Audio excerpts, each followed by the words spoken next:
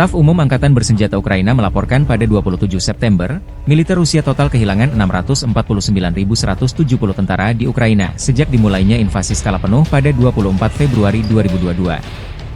Jumlah ini termasuk 1.370 korban yang diderita pasukan Rusia hanya dalam sehari terakhir.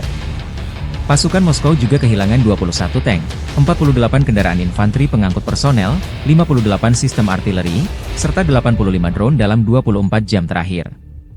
Menurut laporan tersebut, pasukan Vladimir Putin juga total kehilangan 8.846 tank, 17.396 kendaraan tempur lapis baja, 25.411 kendaraan dan tangki bahan bakar, 18.678 sistem artileri, 1.199 sistem roket peluncur ganda, 961 sistem pertahanan udara, 369 pesawat terbang, 328 helikopter, 16.031 pesawat nirawak, 28 kapal dan perahu, dan 1 kapal selam.